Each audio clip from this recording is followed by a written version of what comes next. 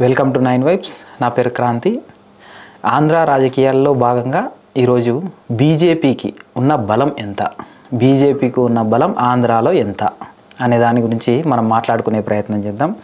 అత్యంత క్లిష్టమైన సందర్భాల్లో కూడా బీజేపీ అనేది అధికారం కైవసం చేసుకోవడానికి ఎట్లాంటి ప్రయత్నాలు చేస్తుంది అనేది మనం చూస్తూనే ఉన్నాం ఇప్పటి వరకు.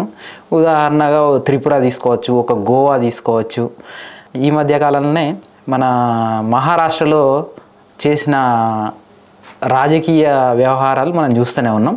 ఇట్లాంటి పరిస్థితులలో ఆంధ్రాలో బీజేపీ పరిస్థితి ఏంటి అనే దాని మీద మనం మాట్లాడుకునే ప్రయత్నం చేద్దాం.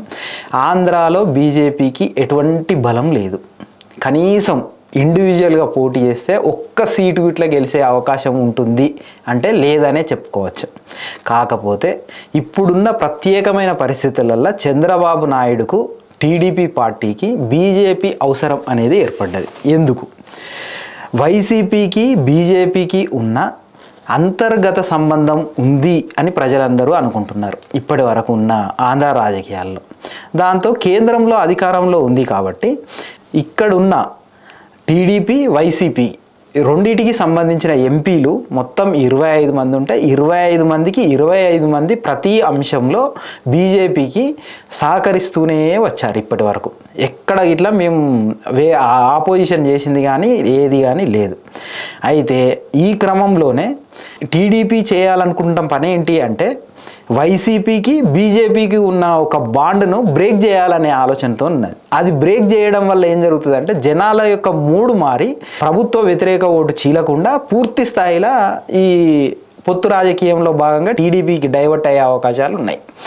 సో టీడీపీ ఏం చేయాలనుకుంటుంది? బీజేపీకి ఉన్న వైసీపీకి ఉన్న బాండ్ను బ్రేక్ చేయాలనుకుంటుంది. ఇది అఫీషియల్గా చూపెట్టాలనేది టీడీపీ తాపత్రయం. ఇది టీడీపీకి చాలా అవసరం కూడా.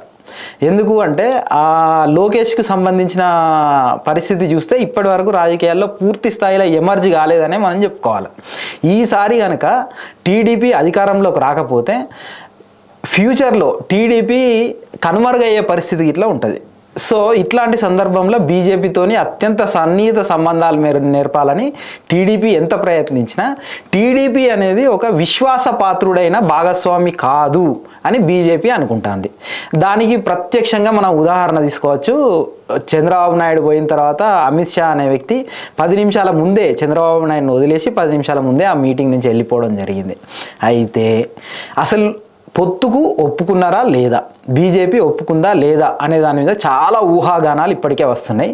మనకున్న విశ్వసనీయ సమాచారం ప్రకారం ఏంటంటే పొత్తులో భాగంగా ఉప ముఖ్యమంత్రి పదవి బీజేపీకే కేటాయించాలని, ముఖ్యమంత్రి పదవి 2.5 సంవత్సరాలు జనసేన అధినేత పవన్ కళ్యాణ్కే ఇవ్వాలని, అంతేకాకుండా ప్రతి పార్లమెంటు పరిధిలో 2 జనసేనకు 1 బీజేపీకి, అంటే ప్రతి పార్లమెంటు పరిధిలో 3 ఎమ్మెల్యే సీట్లు పొత్తులో భాగంగా కేటాయించాలని బీజేపీ అధిష్టానం కోరుతుంది అనేది మనకు చెప్తున్న విషయం. ఈ రకంగా వీళ్ళు 75 సీట్లు కోల్పోవడం జరుగుతుంది.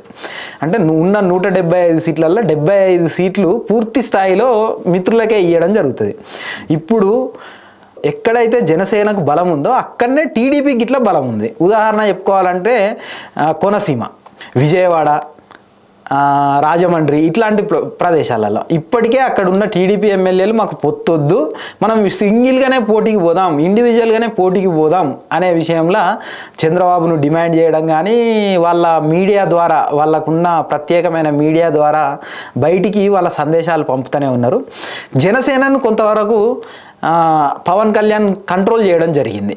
జనసేనకు సంబంధించి ఎవరు కూడా ఏం మాట్లాడద్దు అని చెప్పి జనసేనకు సంబంధించిన జన సైనికులు ఎవరైతే టికెట్ జనసేన నుంచి ఆశిస్తారో వాళ్ళని కంట్రోల్ చేయడం అనేది జరుగుతుంది. ఏం జరుగుతుంది అనేది మనం పూర్తి స్థాయిలో ఊహించలేం. కానీ బీజేపీ ఎందుకు ఇంత టైట్గా టీడీపీని ఒడిసి పట్టుకున్నదంటే ఇదే సందర్భం. అఫీషియల్గా బీజేపీకి 25 ఎంపీ సీట్లు ఏ అంశంలోనైనా సపోర్ట్ చేయగలిగిన ప్రాంతం ఆంధ్ర ఇంతకు ముందు నుంచి. ఈసారి చేయగలుగుతారా అంటే చెప్పలేం. ఒకవేళ కాంగ్రెస్కు అత్యధిక సీట్లు వస్తే టీడీపీ అటువైపు జంప్ కాదు అనే అదైతే లేదు. ఎంతో కొంత విశ్వాసపాత్రుడు ఇప్పుడు అధికారంలో ఉన్న జగనే అని వాళ్ళు నమ్ముతున్నట్టుగా కనబడుతుంది. సో వాళ్ళు ఈ సీట్లు ఎక్కడైతే జనసేనకు పట్టున్న సీట్లు, టీడీపీకి పట్టున్న సీట్లు, రెండింటికి పట్టున్న సీట్లు ఒకే దగ్గర ఉన్నాయి. ఉదాహరణ కాపు సామాజిక వర్గం టీడీపీకి ఎప్పటి నుంచో సపోర్ట్ చేసుకుంటూ వస్తుంది. ఇప్పుడు జనసేన వచ్చిన తర్వాత జనసేనకు కాపులు సపోర్ట్ చేయడానికి తయారయ్యారు. అట్లాంటి ప్రదేశాలు ఉదాహరణ తీసుకుంటే రాజమండ్రి అనుకోవచ్చు, ఒక తూర్పుగోదావరి, పశ్చిమ గోదావరి, ఈ ప్లేస్లే కాకుండా శ్రీకాకుళం లాంటి ప్లేస్లలో ఇట్లా జనసేనకు పట్టుంది. అక్కడనే మళ్ళీ ఏమైంది, ఎర్రంనాయుడు వీళ్ళకు సంబంధించిన బెల్ట్, ఆ బెల్ట్ అంతా టీడీపీకి సపోర్ట్ ఉంది. అక్కడ ఇబ్బందికరమైన పరిస్థితులు ఏర్పడతాయి. సో రానున్న రోజులలో బీజేపీకి ఇట్లా వైసీపీకి బలమున్న ఏరియా రాయలసీమ ఉంది, అక్కడ సీట్లు తీసుకోమంటే తీసుకునే అవకాశాలు తక్కువగా ఉంటాయి. ఎక్కడైతే టీడీపీకి బలం ఉందో అక్కడనే తీసుకునే ప్రయత్నం చేస్తుంది. అట్లాంటి సందర్భాలలో ఏమవుతుందంటే టీడీపీ నుంచి వచ్చిన వ్యక్తి బీజేపీ నుంచి టికెట్ తీసుకొని పోటీ చేసే అవకాశాలు ఉంటాయి. అట్లాంటి సందర్భాలు ఎట్లా ప్రజలు దాన్ని యాక్సెప్ట్ చేస్తారు అనేది వేసి చూడాల్సిన సందర్భం. ఇప్పటికీ ఈ పొత్తుల మీద ఊహాగానాలు కొనసాగుతూనే ఉన్నాయి. ఇప్పటికైతే బీజేపీ అత్యంత బలంగా ఉన్న ఏకైక రాష్ట్రం ఆంధ్రప్రదేశ్ అని చెప్పుకోవచ్చు. ఎందుకంటే కొన్ని ఏరియాలల్లో కొన్ని ప్లేసులలో, ఉదాహరణ తెలంగాణ కానీ, కేరళ కానీ, పశ్చిమ బెంగాల్ కానీ, ఎక్కడైనా కొంతమంది ఎంపీలు కాంగ్రెస్కు, కొంతమంది ఎంపీలు బీజేపీకి సపోర్ట్ చేసే పరిస్థితి ఉన్నది. కానీ ఆంధ్రాలో మాత్రం ఇప్పటి వరకు అట్లాంటి పరిస్థితి లేదు. 25 మంది ఉంటే 25 మంది బీజేపీకే సపోర్ట్ చేస్తారు.